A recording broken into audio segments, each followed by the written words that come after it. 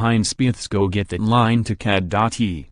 With 3 words, Jordan Spieth delivered a British Open moment as memorable as the 50-foot eagle putt that prompted his famous line. "Go get that." He was telling Michael Greller to get his ball from the cup as Spieth stood to the side of the 15th green, still soaking up the significance of such a long eagle putt that restored his lead with 3 holes to play. And there's a story behind it.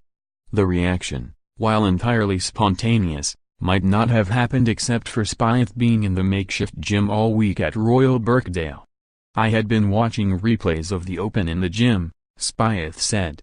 "There was a TV in there, and they were playing old Opens. For whatever reason, it intrigued me earlier in the week that the guys, when they made putts, they never went and picked their ball out of the hole. The caddy went and got it on long putts.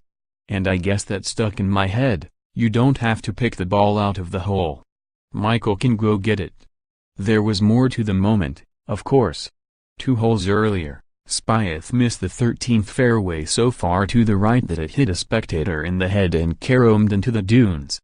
When he found it, he realized the driving range was not out of bounds, took a drop, had to take relief from the equipment truck and sent Greller toward the green to scout out the shot. The whole process took some 20 minutes as Matt Kuchar waited at the green. On the 15th hole, he was in a bunker in 2 and blasted out to about 6 feet, and then Spieth made his 50-foot eagle putt. "Michael, when I looked over, he's laughing," Spieth said. "For whatever reason, I didn't want to walk all the way up there. It was pretty far away. He started to walk toward the bag, but I was already walking toward the bag and I was really intense at that point. Michael, go get that." It was half being serious, like, go get it quickly because Kutch still needs to putt and we don't need to drag this on. I've already been in his way too much the last couple of holes. Let's not do that anymore. And it was half intense, pick that ball out of the hole. Either way, Greller went and got it. Spieth added 2 birdies and his name was etched into the silver claret jug.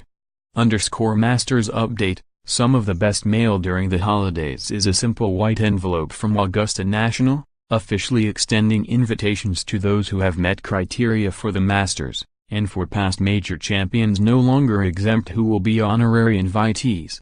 At the end of the year, 80 players already were eligible and expected to compete, a list that includes, for now, Tiger Woods.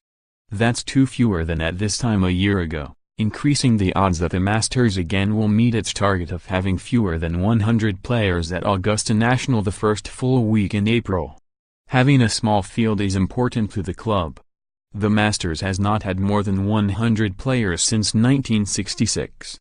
1 spot awarded next month is reserved for the Latin American Amateur Champion.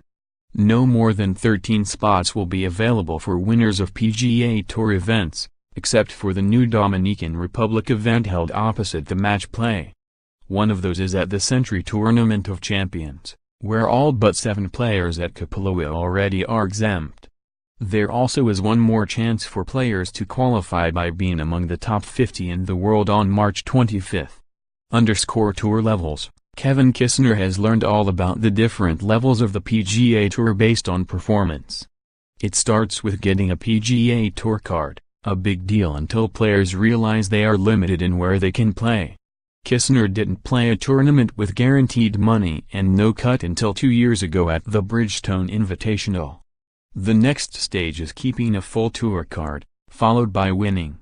At the close of a year that saw him win Colonial for his 2nd PGA Tour title and make his first U.S. team at the President's Cup, Kisner noticed something else about his change in fortunes. "The tournaments I play now, I don't even see half the guys I used to see all the time," he said. There's also the case of Scott Brown, one of his best friends who grew up with Kisner in Aiken, South Carolina, and is a member with him at Palmetto Golf Club. "It's almost 3 levels of the tour," he said. "But that's fine. It's part of it." Brown was a rookie in 2012, and Kisner had returned for a 2nd season on the PGA Tour after losing his card. They played 23 of the same 24 events that year, the difference being Brown played the Valspar Championship at Innisbrook and Kisner played the Houston Open. Fast forward 5 years, and Brown played 32 times in 2017. Kisner was only in 17 of those tournaments.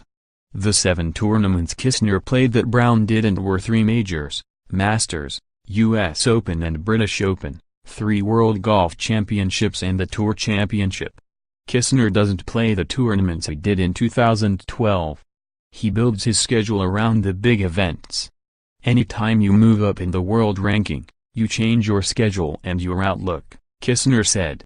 You start working around majors and World Golf Championships instead of playing every tournament you want to play. World ranking, only one award is given for the official World Golf ranking, and Dustin Johnson earned it 3 months ago. He will be presented next year with the Mark H. McCormack Trophy for most PGA Tour events in a calendar year. But to look only at ranking points earned in 2017, it was tight at the top. Jordan Spieth earned 450.43 points, finishing 1/3 of a point ahead of Johnson, 450.12. PGA Tour Player of the Year Justin Thomas kept it even closer by earning 446.43 points. They were followed by Jon Rahm and Justin Rose. The other players in the top 10 were Ricky Fowler, Hideki Matsuyama, Mark Leishman, Brooks Koepka and Tommy Fleetwood. Tale of 2 years, Kevin Chappell won his first PGA Tour title this year at the Texas Open, sending him to Kapalua for the first time. But was it his best year? Better than last year? Good question, Chappell said. I won this year, but I didn't have as many chances. A year ago, Chappell was runner-up 3 times, losing in the playoff at the Tour Championship, won by Rory McIlroy, and to a birdie par finish by Jason Day at Bay Hill. He had 7 top 10s, was number 8 in the FedEx Cup and finished the year at number 32 in the world. The Texas Open was his only serious chance to win this year. He finished at number 27 in the FedEx Cup and ends the year at number 34. Chappell attributed the difference to some back issues and untimely illnesses that kept him from getting any momentum.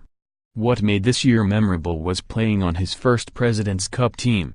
He earned the 10th and final spot by 0.073 points over Charlie Hoffman, and went 1-1-1 in a resounding victory at Liberty National. And he won't be waiting until the January to get started on a new year.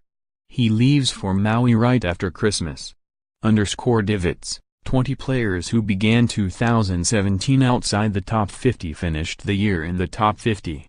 The biggest jump belonged to Patrick Cantlay, who had been out of golf for nearly 3 years and started at number 1,866.